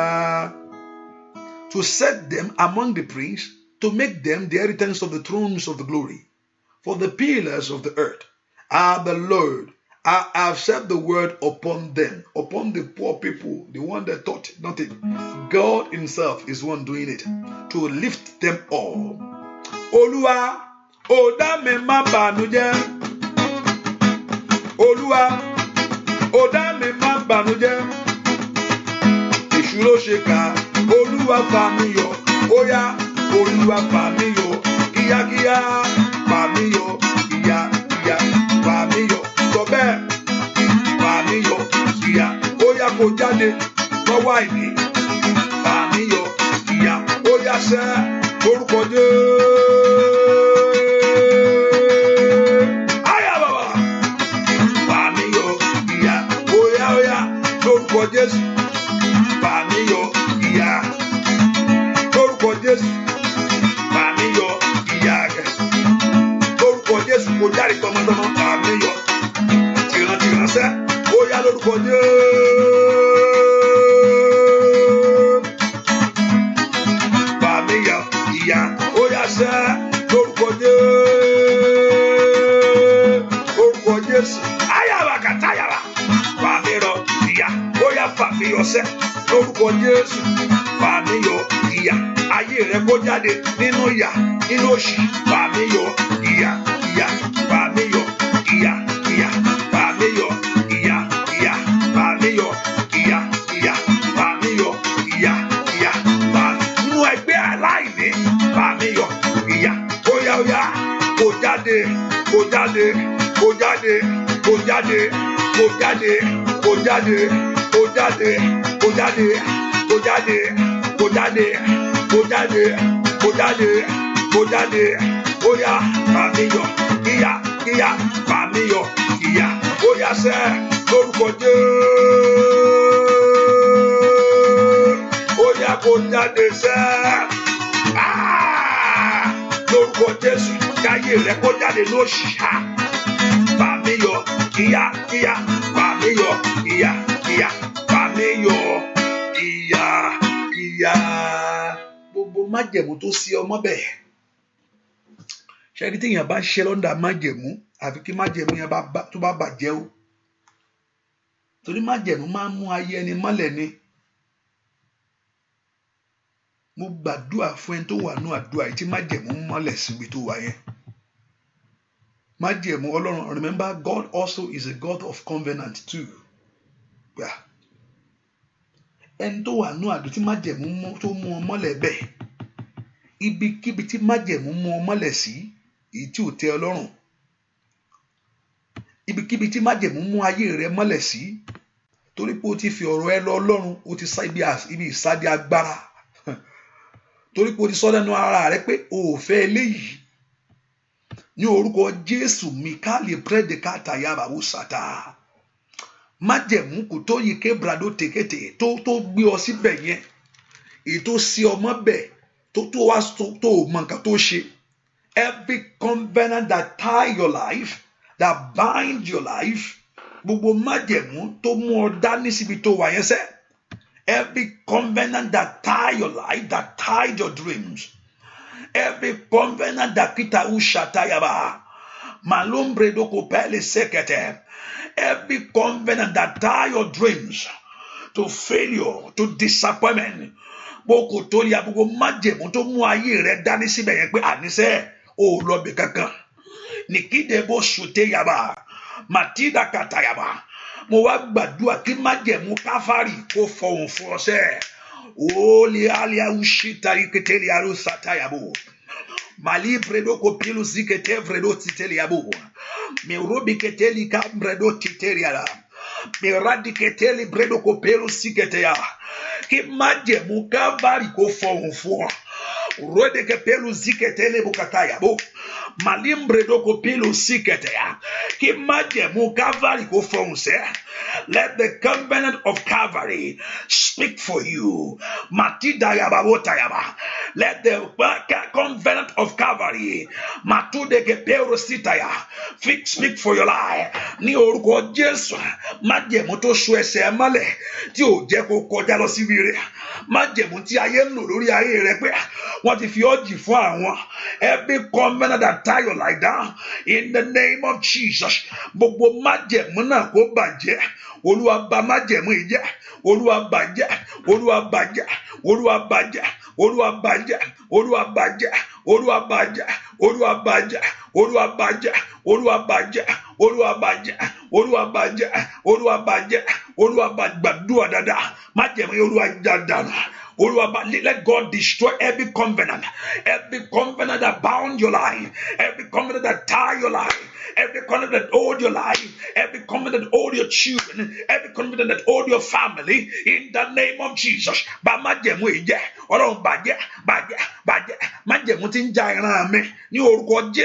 Every covenant that trouble my family, every covenant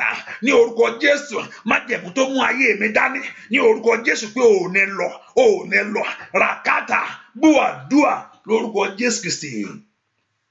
Olúwa, do you know a covenant is an agreement until you disagree with it? A covenant is an agreement between two. Gbogbo ẹni tó ti fa ayé rẹ̀ dá májẹ̀mú, gbogbo ẹni tó ti fi ìrìnàjò ẹ̀ dá májẹ̀mú pé is agreement pé gbogbo àwọn tó bá ti bínú ọ̀ràn yìí o, nǹkan báyìí ló máa ṣẹlẹ̀ sí wọn. That anyone born in this family, as you marry to this person, as you do this covenant follow. Covenant is an agreement. And Bible told us that can two work together except they agree? Ìjẹ́yàn méjì lè máa rìn pé ẹ̀sán pé okay, ohun tá ti jọ sọ ni kó ń sọ fún Ọlọ́run. Ìsọ pé no,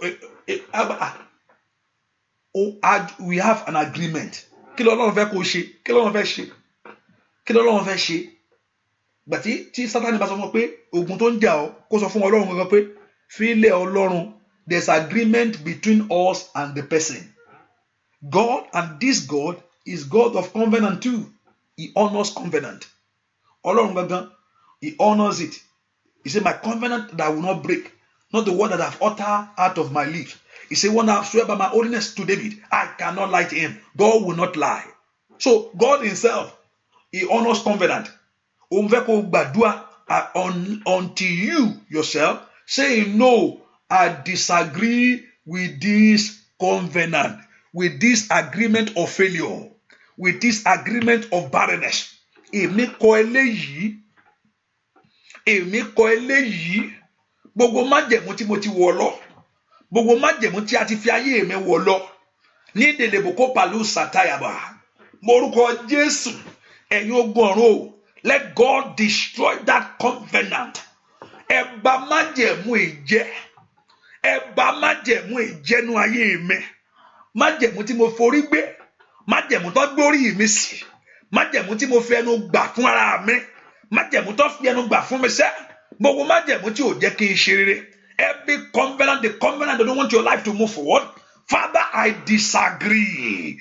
Mayada babo tekete. I disagree today. I say no to covenant of stagnancy. Maliaba pradagaba. Oya gbàdúrà. I disagree. Moko. I disagree. Moko. I disagree. Moko. Matiaba. I disagree. Moko. Somebody lift your voice and pray. That covenant that you are in. Radagaba. Ragatayada. Gbàdúrà say, I disagree. Over covenant of failure, over my life. Gbogbo májẹ̀mú tó mú ayé mi dání, tó mú ayé àwọn ọmọ mi mọ́lẹ̀ ní orúkọ Jésù, èyí tó fi ṣiṣẹ́ ìbàjẹ́ lórí ayé wọn. Ó yá gbàdúrà. I disagree with evil covenant. Mo disagree lónìí. Mo kọ̀. Somebody open your mouth. Mayata yata yaba. Mando bokotaya.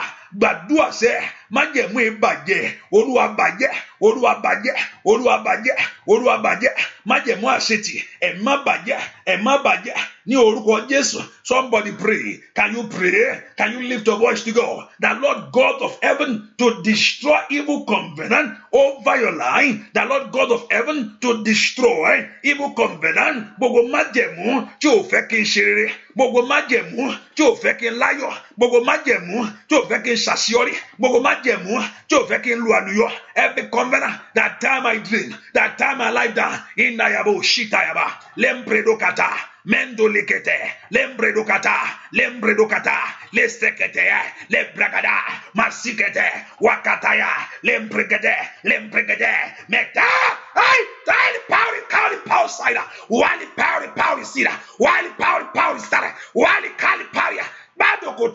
In Jesus' name we pray. Mo gbóhùn yín, ó ní àjọbí làwọn.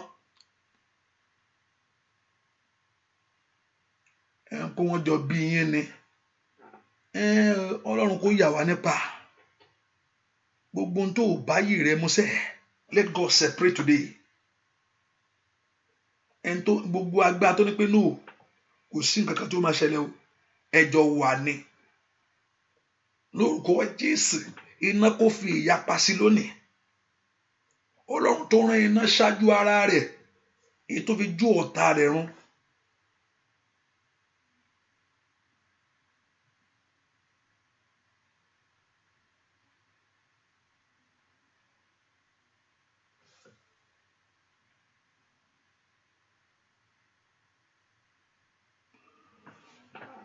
Hallelujah. Tó bá ṣe gbogbo èèyàn tó wà nínú àdúrà yìí tẹ́ gbọ́ mi mo fẹ́ kẹ́ kúnlẹ̀ tó bá ṣe má kúnlẹ̀ sójú títì jọ ń dúró Ọlọ́run o. Hallelujah. Má sì kúnlẹ̀ sí bus stop tó bá síbi tó ti lè. Don't be, many of us we are too religious. I think I was in London one day and I entered a bus there and the woman came in. Oh Olúwa Ọlọ́run ṣe yanu gbogbo yẹn bẹ́ẹ̀ sí gbogbo àyèmí ọgá ògbà mama kí ló dé ewo tún lé lẹ́yìn bí o gbogbo bẹ́ẹ̀ sí gbàdáde Father destroy them Lord destroy them Lord èmi ọgá ògbà àbá kì í ṣe níbi ìkẹ́ ẹtúgbélé wọlé àwọn àìmọye ọkàn tó ti bàdúrà yẹn jẹ́ pé kí ló ń sọ ẹ lọ́jọ́ kọjọ́ màmá má disturb one bí ọ̀pọ̀lọpọ̀ ọkàn ti yí àdúrà yẹn gbó èmi ọgán náà mọ lójú mi ìbàdúrà rẹ̀ jẹ́ o ẹ bá gbé kínní ìsẹ́nu díẹ̀ inú ló yẹ kẹ́ ẹ ti gba ilé yìí tó máa kúnlẹ̀ sí títì o máa tu ọ̀pọ̀ wọn ní kọ́ kúnlẹ̀ ní anywhere ní nínú store yìí hàn fọgbọ́n orí gbé ní. Hallelujah. If it's possible that you can kneel, if it is possible. If it's not, don't worry. God knows where you are and God sees your heart. God sees the heart of your obedience. What God wants to see is the heart of your obedience to his word. Ẹ ṣe léyìí. Ó sọ fún Naaman, go and bathe yourself. And Naaman, without of this arrogant and his pride in his mind, saying, no, there's a better water here in my place than here. Jordan eléyìí ló wá ti torí òun sí èèwọ̀ òun ò ní lọ bẹ̀. And that little girl said to him, my father, if the man of God should have said to you, do something greater than this, ṣé ò ní ṣe ni tó máa sọ pé kó ló máa forí rá, ṣé ò ní gbórí rẹ̀ kó máa rá. And he looked at it with humble heart and said no. And he humbled himself. He bathed himself. The seventh time he came, everything disappeared. Everything disappeared. So wherever you are, if you can kneel, kneel. If it's not kneel, don't worry, continue with your business, but let your heart connect with God wherever you are. Jẹ́ kí ọkàn rẹ kó pàdé Ọlọ́run níbikíbi tó bá wà. And if you have the oil with you, and if you don't have, get the oil with you. Tó bá ní òróró yẹn lọ́wọ́, mú òróró yẹn dání. Now this is your prayer. Lord God of heaven, I heard in your word. Mo gbọ́ nú ọ̀rọ̀ rẹ. You put separation between the Egyptian and the Israelite. Ó fi ìyapa, mo gbọ́ bẹ́ẹ̀. Ó fojú ara rẹ rí. Ṣùgbọ́n mo gbọ́, mo sì gbàgbọ́. Ó fi ìyapa sí the Egypt, àwọn ará Egypt àti ara wọn Israeli. Lord, today, let there be separation. Jẹ́ kí ìyapa kó dé bá èmi àti ìṣòro mi lónìí. Jẹ́ kí ìyapa kó dé bá májẹ̀mú tó mú mi dání. Jẹ́ kí ìyapa kó dé bá, let there be into Ishatali Agusotaya. Let there be separation between me and this covenant, oh God. This covenant of barrenness and failure. This covenant of stagnancy and disappointment. Can somebody lift your voice and pray to God? Kayaba bo shikata yaba. Makata le predokoto. Lembredo kota yaba. Masuta kata. Tó bá pé èèyàn ló yàn fún ẹ láyé kó máa yọ lẹ́nu. Tó sọ pé àwọn fi ṣẹ́ rán òun níṣẹ́. Òun láti jíṣẹ́ tán rán òun ni. Ẹ̀ńtà ránṣẹ́. Andelebo to dédé. Malu predokata. Mashikata kalia. Kẹ́ pé èèyàn ló ránṣẹ́ ayé rẹ̀ ṣẹ́. If anyone that been sent into your life, say no, I will deliver what they have sent to me. Wọ́n rán mi ní, ó dá kí n jẹ́ iṣẹ́ mi. Lord, I pray. I'm also kneeling. That's why I'm also kneeling before the Lord. Meyakata librado toya. Mejuteke bredote. Malim predoto likata yebai. Lobredo ko pelu zigete. Omba tutaya. Father, we need separation today because we disagree. We heard in your word. Agbono ọ̀rọ̀ rẹ pé o fi ìyapa sí Íjíbítì àti àwọn ọmọ Ísírẹ́lì lékétele. O sì sọ ní ọ̀rọ̀ rẹ pé o ní Íjíbítì tẹ̀rí lónìí, o ní Fáráò yìí, èyí tí ẹ fojú kàn, tí ẹ wò lónìí, you see it no more. Father, in the name of Jesus, I need separation today between me and failure, between me and stagnancy, between me and disappointment. O menye yesikete, wala batotilia, wale predokata, wata prada. Anoint yourself. If you don't have that oil, when you get home, anoint that your hair. Le brada, masude, lembredokoto, lambredo, masikete. I disagree with every power that been tormenting my life. I disagree with every power that been holding my life. I disagree today with every power. Irakataya, rapelu sekete. I disagree with every power. Dikata that been causing failure. Every covenant, gbogbo májẹ̀mú ètí ò fẹ́ kí n ṣe rere, májẹ̀mú ní orúkọ Jésù ètí ò fẹ́ kí ayé mi kó gba dídára, májẹ̀mú mẹ̀sùn tètèlikẹ̀tẹ̀ wàlí predote màsúndò kòtòlikẹ̀tẹ̀ rábà. Let that covenant be destroyed. Father, we stand by the authority in our humbleness before you. Adóní ọkàn kan níwájú ìwọ Ọlọ́run lónìí. That every covenant, gbogbo májẹ̀mú tó mú ayé àwọn èèyàn mọ́lẹ̀ tó ní pé àníṣe tiwa ni ọ́, àjọ dàgbà ni, wọ́n jọ bí wa ni, àjọ bí ni wá gbogbo wa. Kàyádà bó tekete yá, lámbredo kòtóri àbò sàtà. Gbogbo májẹ̀mú tí ayé ní kó máa tẹ̀lé ọ káàkiri sẹ́ẹ̀, bíbi tó bá lọ kó tẹ̀lé ọbẹ̀. Tí sì mú tìjú bá yé rẹ, that is causing shame and disappointment in your life. Gbogbo májẹ̀mú àṣetì, gbogbo májẹ̀mú àmúbọ́ táyé ní kó máa tẹ̀lé ọ káàkiri.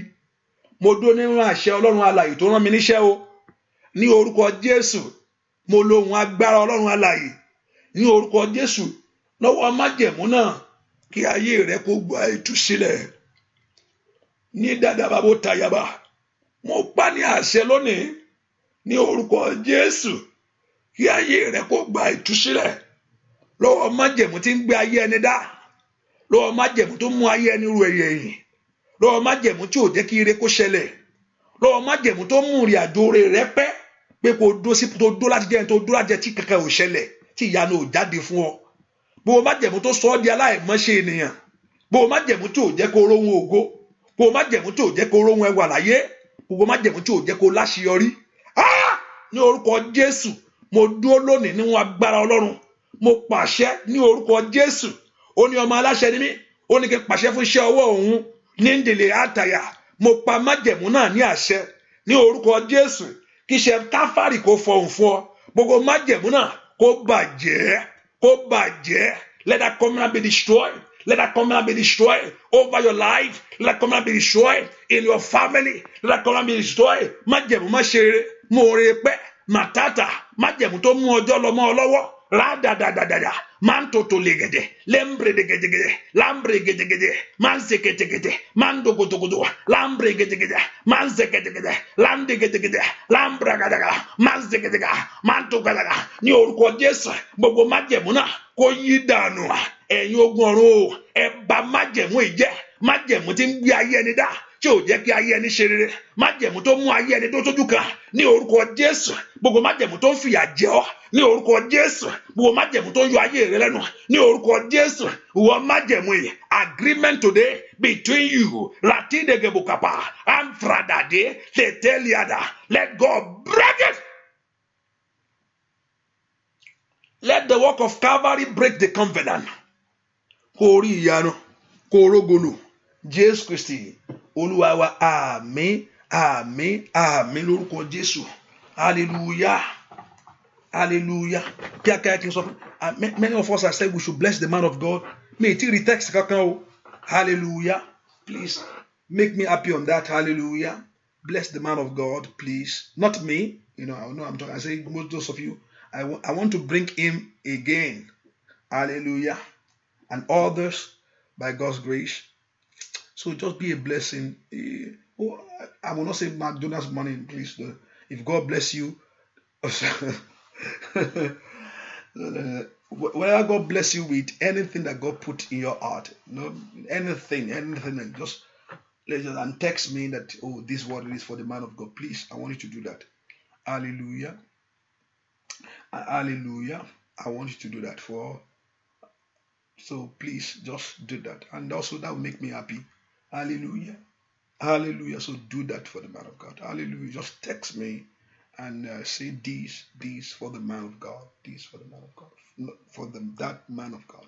Hallelujah. And Jehovah God will bless you. The Lord Jehovah God will increase you. Ẹ porúkọ Jésù. Olúwa fi òróró àṣeyọrí àti òróró ojú rere hàn mí. Mẹ́kọ̀ọ́ porúkọ Jésù dáadáa.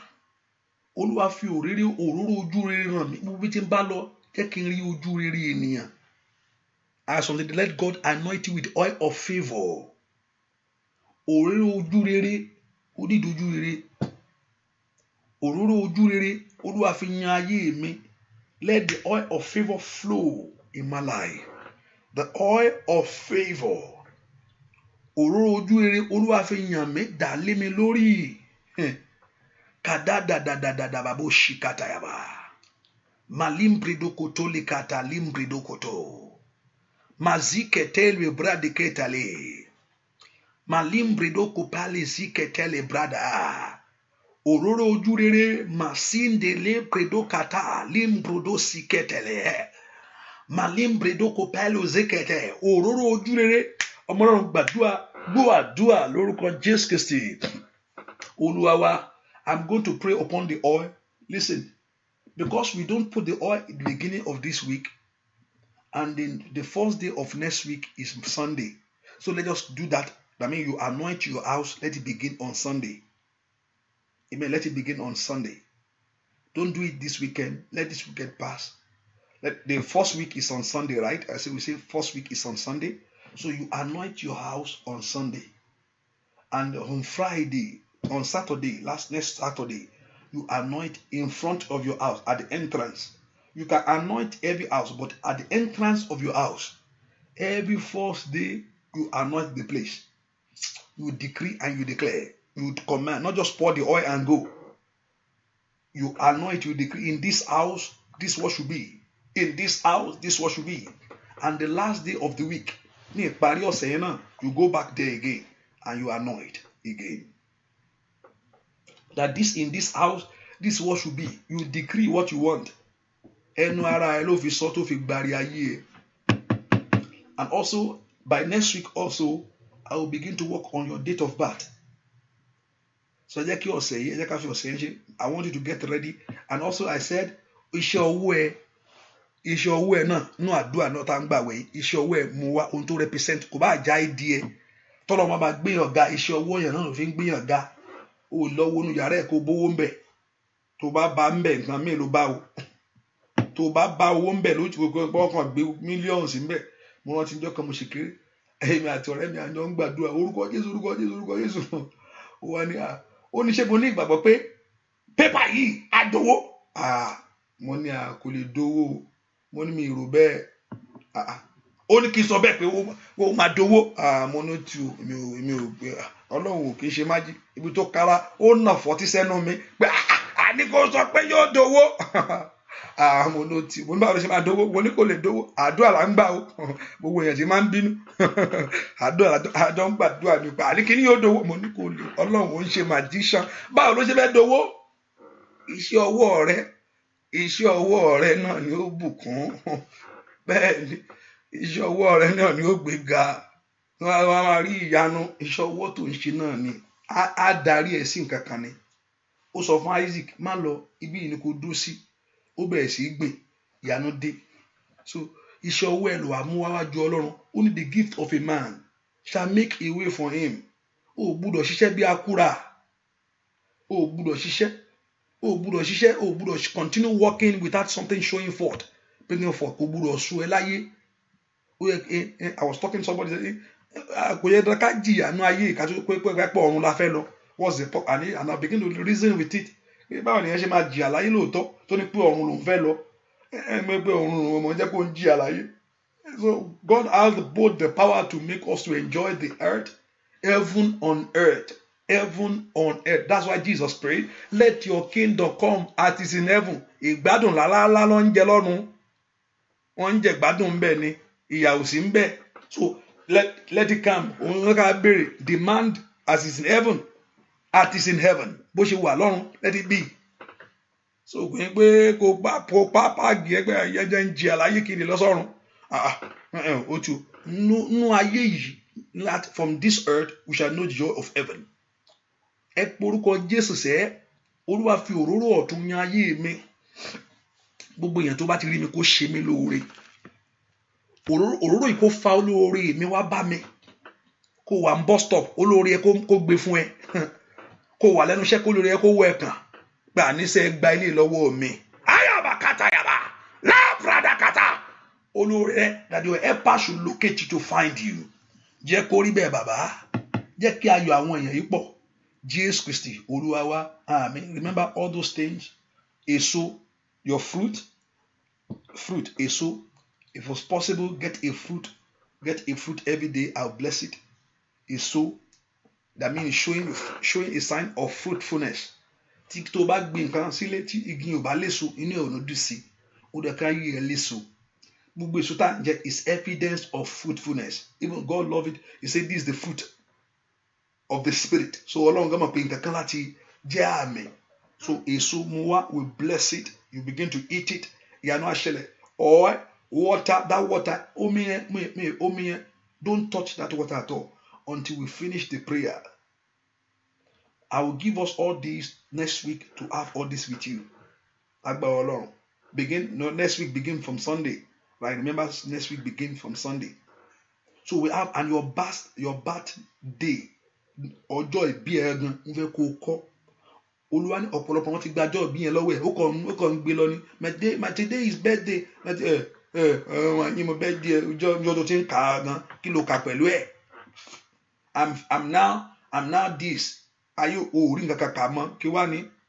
Gbogbo ẹ̀ tó ti gba birthday lọ́wọ́ rẹ̀. Lọ́kàn gbé koròfo ní tó kàn ń ṣọjọ́ ìbí tó ń jẹ ìrẹsì. Ìrẹsì ní ń jẹ. Kọ́lọ́n kó wá jẹ oúnjẹ ayọ̀ tó dáa. Ò ní jẹ́ gbẹrẹ fún mọ́. Kí ìyanu ṣẹ lórí ayé rẹ ni. And also handkerchief. God bless you, my sister. So we begin to work on this and manifest power to you. You connect with the grace of God upon it. Ìyanu ṣẹ lórí ayé rẹ ni. Ògo bú jáde wá farahàn. Mànínì ẹ̀ ṣàtàyà gàdà. Gbogbo gbàdúrà fún àdúrà kó gbà fún ọ. Ní orúkọ Jésù, let prayer answer for you. Let prayer answer for you. Let prayer answer for you. Kàdúrà ẹ̀ kó gbà fún ọ. Mo gbàdúrà fún gbogbo yẹn tí ń gbàdúrà. Àdúrà kó ní àmì lórí ayé rẹ. I pray. Kàtó lè pray dòkàtà yaba. Màtúkòrò dèkẹ́tẹ̀lẹ̀. Mo gbàdúrà fún ọ lórúkọ Jésù. Mi tú la pé orò tẹ́kẹ̀tẹ̀. Malembredo kata lembredo kate. Mazukata lebredoko. In Jesus' name we pray. I'm looking at somebody say with paper. Yeah, I agree. With anything that you are working with, whether your ID at work, whatever thing that it may be, something will lead to something in your life. If you are working, even if you are working for somebody, something God will give you money to establish your own. Idea. If you are working for somebody, you know, you know how much you're going to get at the end of the week. It's not magic. If you are working for somebody, if you work 40 hours times the money, you know that this amount that is coming. And God will give you the idea that will sustain you, that will open the doors of blessing for you. That ìbùkún á yálù ọ́. Mo gbàdúrà lórúkọ Jésù kẹ́rù ohun àmì kẹ́ ṣàṣeyọrí. In Jesus' name we pray. Let me pray upon that water. Father, I bless this water. Everyone trusting you for the fruit of the womb, let their womb open. And everyone believing God for healing, let there be healing.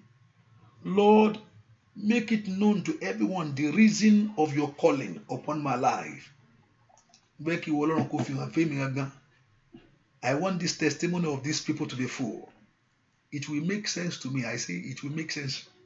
My calling will make sense more when everyone you have testimony. Kí ni mò ń dúró sí fún? Mayadaba ushakata yabo. Lord, let everyone that here experience you. Lord, let your word be established. Ìtúsílẹ̀ ayé wọn kó dé. Ṣèbí wọ́n ló sọ pé o fẹ́ ṣiṣẹ́. Olódùmarè ṣèbí wọ́n ló sọ bẹ́ẹ̀. Pé wọ́n ló fẹ́ ṣiṣẹ́. Mo ní bó Olúwa bá mi jọ́ kan. Ó ní arákùnrin Olúwa rán mi sí ọ. Mo ní kí ló Olúwa wí. Olúwa ó sọ fún mi jọ́ yẹn pé oníṣẹ́ tó gbélé mi lọ́wọ́ ní mi ì ṣe. Ó ní Olúwa rán mi níṣẹ́ sí ọ. Oníṣẹ́ tó gbélé mi lọ́wọ́ mi ì ṣe. Ọlọ́run tó bá rí bẹ́ẹ̀. Tó pé iṣẹ́ tó gbélé mi lọ́wọ́ lótìtọ́ rí mo ti ṣe. Nínú ayé àwọn èèyàn yìí, jẹ́ kí ọ̀rọ̀ rẹ kó wá sí ìmúṣẹ. Gbogbo àwọn tó ń gbọ́ mi lọ́wọ́lọ́wọ́, so that your name will be praised. So I will know that you are with me. Now, and I pray for them also to know before the end of this month, let them experience a miracle unusual. Gbogbo àwọn tó wà nù àkọ́ lè mọ̀ wọ́n ti ọ̀rọ̀ tó sọjọ́ yẹn sí mi o. Olúwa rán ọ sí mi arákùnrin, Olúwa rán mi sí ọ. Èèyàn kọ́ ló ń sọ fún mi o. Pé èèyàn kọ́ lójúkorojú kọ́ ló ń sọ, èèyàn kọ́ ló ń sọ fún pé èèyàn kọ́ Olúwa sọ fún mi pé ó rán èèyàn sí mi pé kò ń ṣe mi sọ pé ó rán èèyàn physical person to me. Ó ní Olúwa arákùnrin, Olúwa rán mi sí ọ. Ó sì sọ fún mi ńjọ́ yẹn pé ó ní iṣẹ́ tó gbélé mi lọ́wọ́ mi ì ṣe. Ọlọ́run mo wá dúró ní iṣẹ́ rẹ lónìí.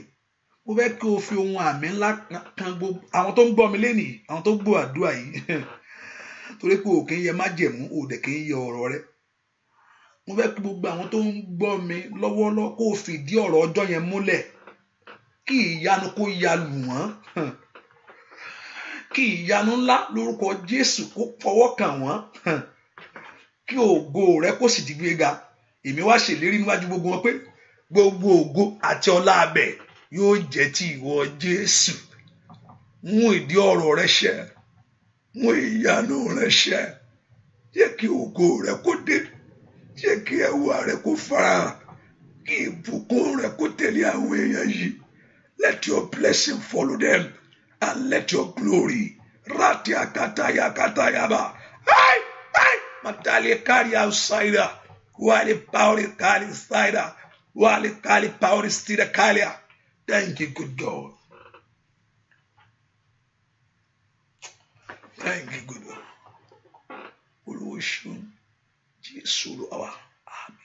Sometimes I see things. Sometimes I call. Ẹ̀yin mò ń wò wájú mi. Ẹ̀yin ni ẹ̀yin rèé. Ẹ jẹ́ kí n kàn gbàdúrà sí. Ẹ̀yin táyé ní kò gbúdọ̀ fọ́.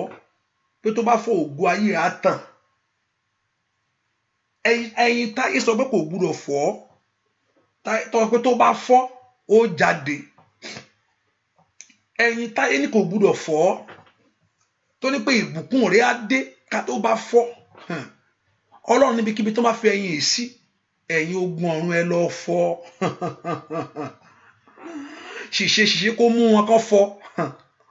Kí èèyàn yìí lórúkọ Jésù kó gba ìtúsílẹ̀. Kí èèyàn yìí lórúkọ Jésù kó gba ìtúsílẹ̀. Kí èèyàn yìí kó gba ìdáláre. Ibikíbi tó bá fi sí, ibikíbi tó bá fi sí, ibikíbi tó bá fi sí, ní orúkọ Jésù, ẹ̀yin ogun ọ̀run ẹ lọ bẹ̀ kẹ́ ẹ fọ́. Kí ẹni yìí kó sì mọ ìtúsílẹ̀. Kí gbogbo àwọn èèyàn kó sì rí ìyanu. Bẹ́ẹ̀ ni ó sì rí. Jésù Kristi Olúwa wa, àmín, àmín, àmín lórúkọ Jésù. Hallelujah. God bless you. Tó bá nígbàgbọ́ wà rí ìyanu. So please, somebody asked at the account, you can go on our website, on our paper. You can go on paper to do this. And also you can use text to give. 240-233-2900. Please, I want you to do that. Be a blessing. Be a blessing. I want you to do that. I say, please, I want you to do that. Hallelujah. 240, do whatever God lays upon your heart to do. 240-233-2900. Hallelujah. God bless you. Àánú rẹ̀ pọ̀ níwájú Olúwa. àánú rẹ̀ pọ̀ níwájú àwọn èèyàn. So you can use that to give. Go on our website, FCA Ministry, or you let me know if you anything you want. If you are living here in America and you want to use the back end card, I can send it to you. Hallelujah. Just make sure, just do whatever God lays upon your heart to do. I want everyone to respond to it, to be a blessing to the man of God. God bless you. Bye-bye. See you by 9 p.m. Eastern Time. God bless you. Bye-bye. God bless you. Bye-bye.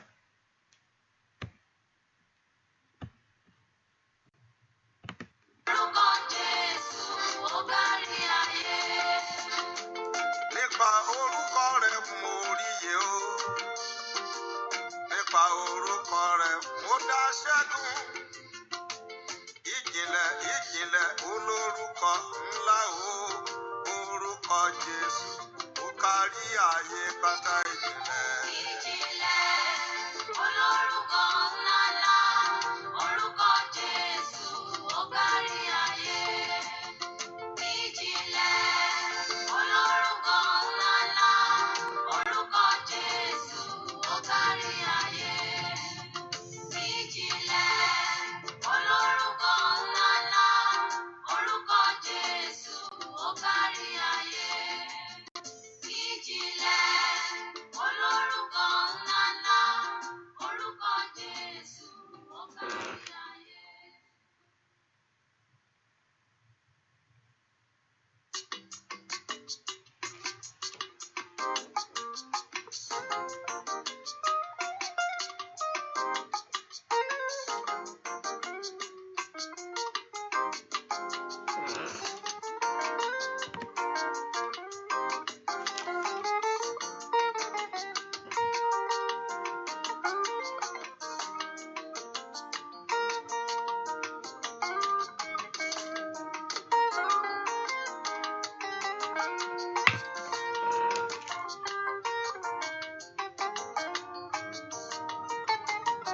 Ṣàbò, ṣàbò olórí ayé o. Ṣàbò.